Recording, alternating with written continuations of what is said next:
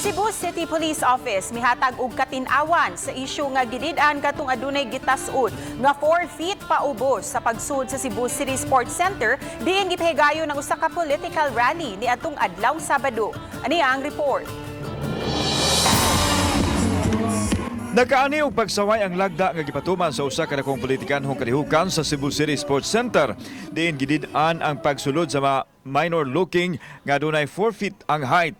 Kini aron malikayan nga magrebehan kung ugaling adunay emerhensiyang mahitabo sama sa panagdasok. Gibirahan kini sa usak sa mitambong sa kalihukan nga si Kanhi Comelec Commissioner Ruin Nagwanson. Lahat ng bading bumoboto, lahat ng taong pilay, ringi, pipi at maiigsi, babae o lalaki, matanda o bata ay may karapatan sa ating politikal na aksyon sa isang demokrasya. Bawal sa batas ang mag-prohibit sa pagpunta ng mga tao sa mga rally. Election offense yan! Ipakukulong kita! Gipasabot ni Police Lieutenant Colonel Wilbert Parilla nga suhestyon lang nila ang pagdili sa mga bata nga motambong og aron masiguro nga way makalusot apil sa ilang gisugyot ang pag-apil sa restriction sa mga minor looking nga adunay gitas-on nga 4 ka tiil. Mismo ang organizer sa rally ang mao'y adunay last say nga miaprobar sa sugyot sa kapulisan.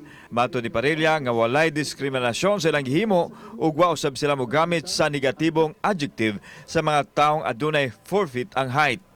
It was approved by the organizer, which is representative of Senator Soto.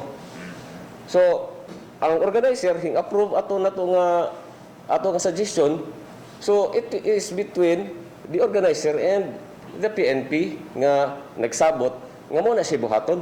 Samtang girespeto sa kapulisan ang pamahayag ni Guanzon nga andam nilang atubangon kung ugaling adunay legal action nga pagkahimuon tungod sa gibatuman nga lagda atol sa nasoyng kalihukan.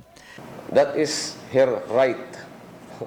We will always welcome kung unsay iyang gusto nga investigation nga pagkabuhaton. Kauban si Philip Patricio, ako si Alan Domingo. Balitag, Bisdak.